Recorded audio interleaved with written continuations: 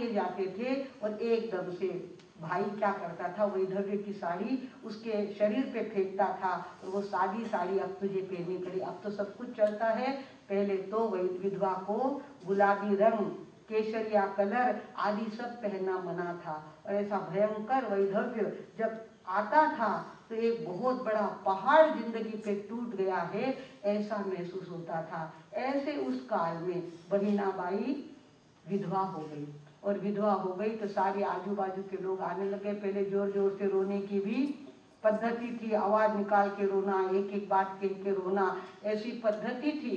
तो उस समय सारी बहनें आ गई और देखते देखते एक एक बातें उसके पति की याद कर करके सारे रोने लग गई। तो बहिनाबाई को उसमें भी वैराग्य की भावना जागृत हुई, उसमें ऐसे कठिन प्रसंग पे भी उसका अंतर का ज्ञान जागृत हो गया।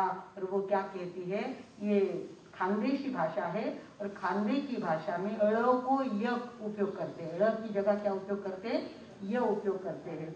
अरे रड़ता रड़ता डोळे भरले, डोळ्याला क्या बोलते हैं, डोळे भरले भरले आंसू सरले सरले आता हुंदके उरले।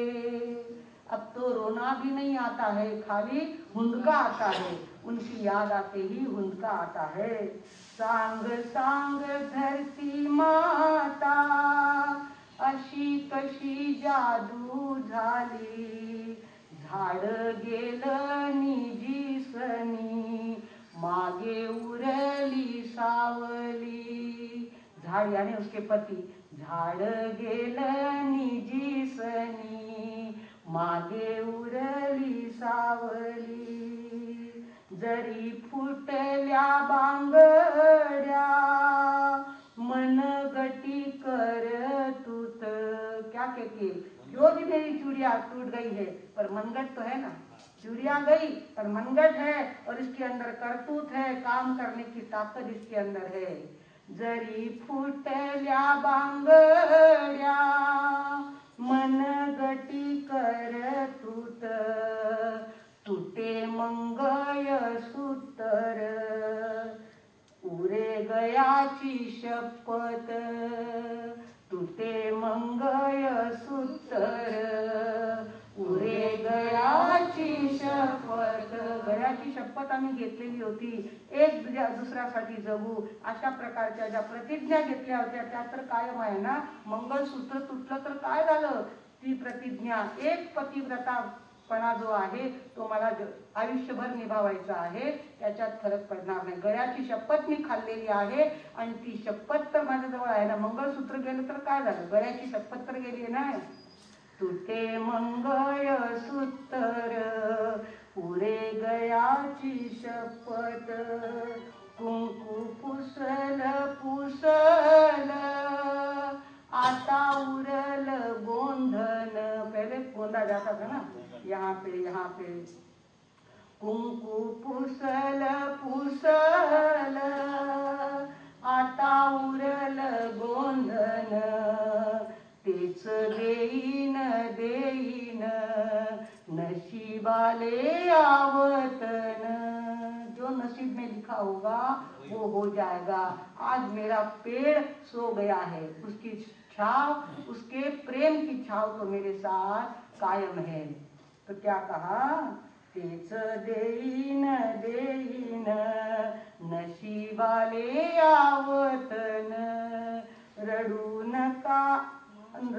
नको माझ्या जीवा तुला रड्याची रे सव। इस जीव को बड़ी आदत है, अपना प्रिय कोई गया कि एकदम रोना चालू हो जाता है। वो अपनी आत्मा को कह रही है कि हे जीव क्यों रोता है, तुझे रोने की तो आदत ही पड़ी हुई है।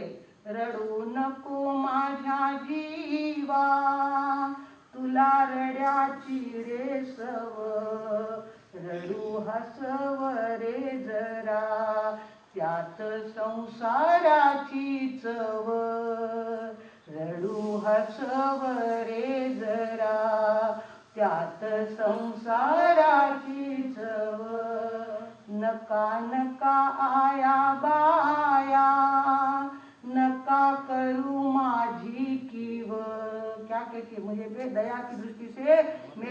मत देखना, चाहे चूड़िया टूट जाए, चाहे बाल निकल जाए, चाहे मंगलसूत्र निकल जाए, फिर भी मेरी दया मत करना। नका नका आया बाया, नका करू माझी कीव, झालं माझं समाधान, आता माले माझा जीव, झालं माझं समाधान, आता मला माझे जीव।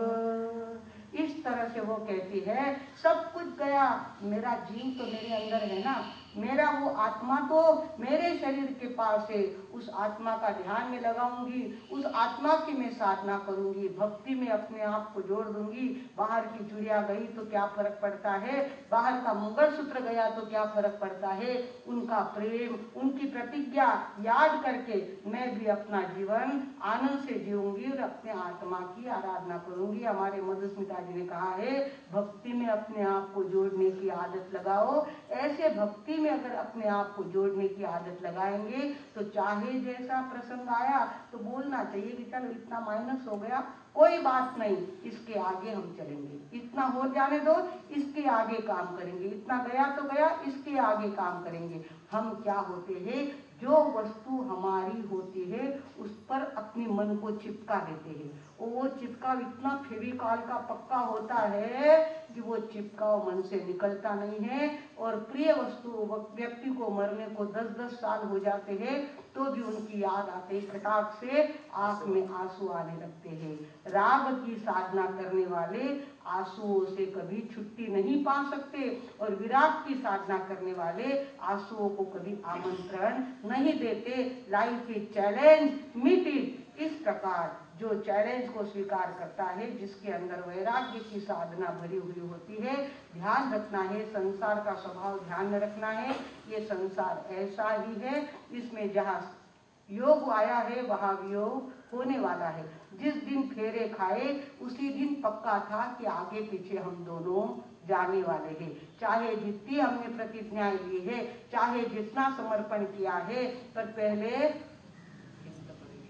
भीख पड़ेगी या पहले चांदा पड़ेगा, कुछ ना कुछ एक पड़ने वाला है, एक कोई आगे एक कोई पीछे जाने वाला है। इस बात को समझने की ताकत हमारे अंदर पैदा हो, इसके लिए व्यक्ति को चाहिए कि वो वैराग्य की शरण लेता रहे।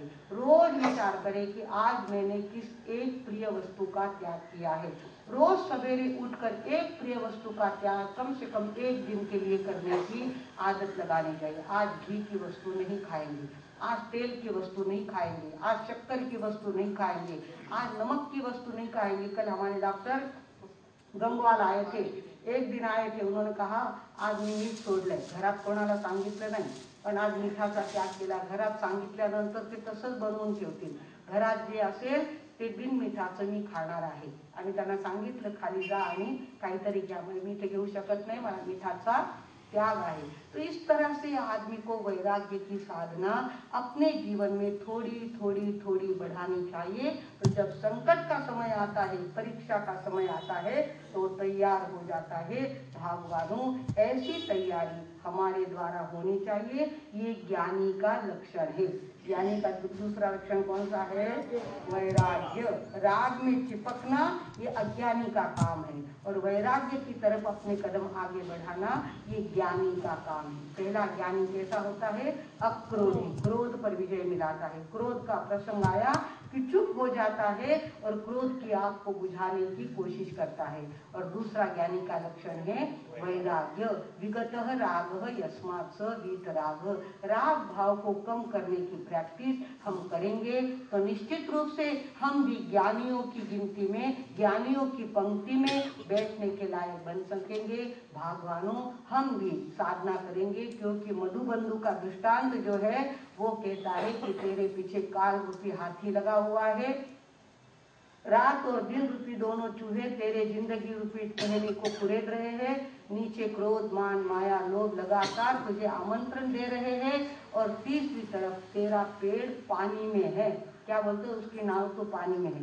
मेरी जिंदगी का पेड़ ही पानी में है, अगर टूट गया, हाथी ने हिलाते हिलाते तोड़ दिया तो धमाक से पूरा पेड़ ही नीचे पानी में गिर सकता है। ऐसी हमारी जिंदगी है, ऐसी भय से चारों तरफ से घिरी हुई जिंदगी में अगर हम वैराग्य की साधना में अपने आप को जोड़ने का काम करेंगे तो निश्चित रूप से इस जीवन में तो शांति मिलेगी ही, अगले जीवन में भी हमारा उच्च कोटि का रिजर्वेशन होगा। भगवान संत रामदास जी ने कहा है, मरे एक त्याचा दुधा शोक वाहे, बोला, मरे एक त्याचा दुधा शोक वाहे, अकस्मात तो ही पुढे जात आहे, अकस्मात तो ही पुढे जात आहे, पुरे ना